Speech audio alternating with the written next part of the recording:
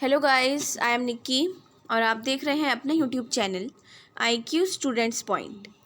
Guys, जैसा कि आपको पता है कि अभी हमने आप लोगों को जो आपके मेन कोर हैं पॉलिटिकल साइंस ऑनर्स के, उस मेन कोर सब्जेक्ट्स के आपको सिलेबस बताए हैं और इंग्लिश और हिंदी दोनों मीडियम में बताया है।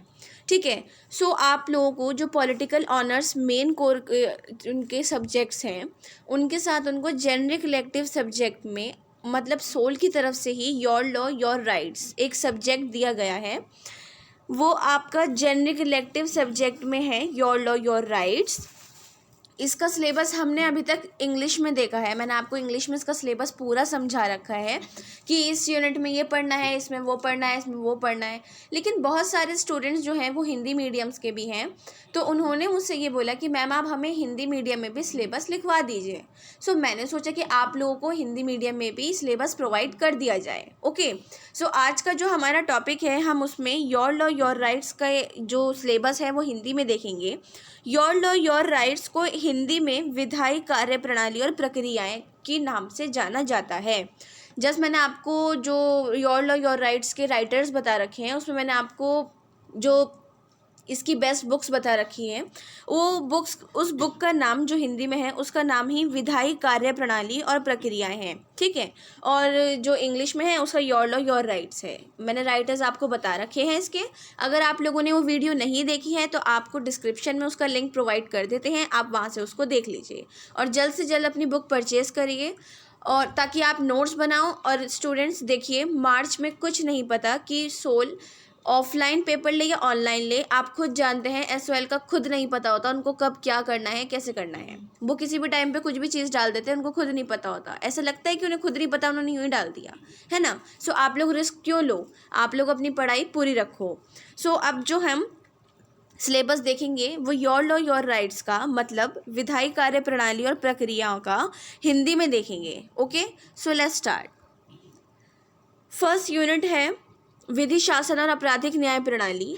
ये विधि शासन का जो और ये आपराधिक न्याय प्रणाली है फर्स्ट। उसमें देखिए, सबसे पहले मैं आपको एक और बार भी बता दूं, इस सब्जेक्ट की क्लासेस हमने आपको हमारे YouTube channel IQ students point पर प्रोवाइड करी हैं और मैक्सिमम स्टूडेंट्स ने, मुझे बहुत खुशी हुई थी, मुझे दिखाए थे नोट्स अपने, उन लोगों ने अपने नोट्स भी कंप्लीट कर लिए हैं।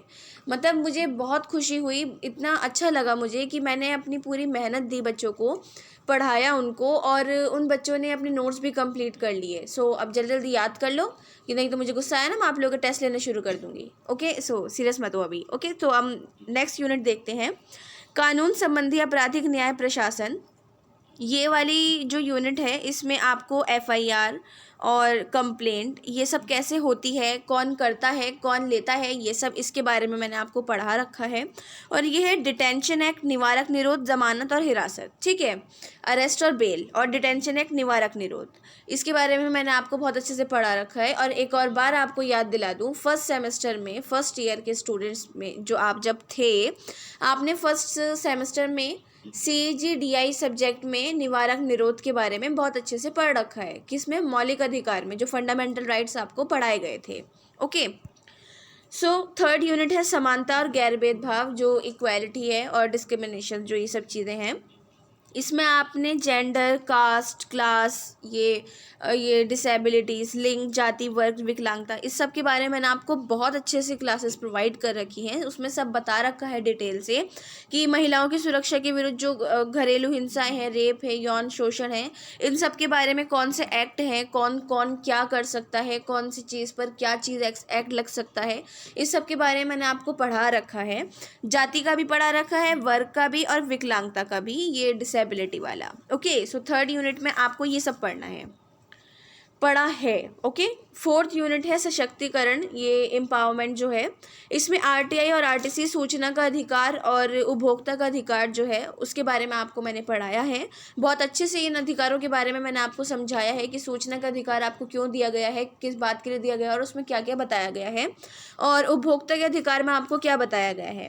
फिफ्थ यूनिट है पुनर्विभाजन, मान्यता, रोजी रोटी। इसमें वनवासियों की जो पारंपरिक अधिकार और महिलाओं की संपत्ति का अधिकार है वो पढ़ाया है मैंने आपको। और मनरेगा स्कीम आप लोगों ने 12th में जो आर्ट्स के स्टूडेंट हैं जिनके पास होम साइंस थी, या वैसे भी जो स्टूडेंट हैं जिन्होंने एडिशनल में होम साइंस लिया था, उन्होंने मनरेगा होम साइंस में बहुत अच्छे से पढ़ रखा होगा।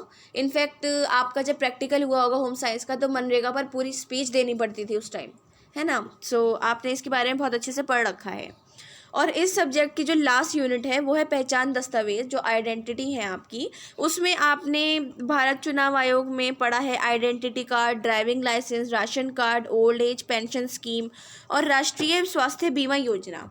इनके बारे में भी मैंने आपको बहुत अच्छे से पढ़ा रखा है। ओके, सो आज की क्लास में, आज की वीडियो में आपको मुझे सिलेबस देने का मकसद ये है कि हिंदी मीडियम के स्टूडेंट्स ने जब अपना सिलेबस, अपने नोट्स कंप्लीट कर लिए हैं तो उनको सिलेबस भी तो लिखना चाहिए ना। ऐसे थोड़ी लिख लेंगे, जब तक आपको सिलेबस नहीं पता होगा, आपके टॉपिक्स नहीं पता होंगे तो आप कैसे पढ़ोगे, कैसे याद करोगे, है ना।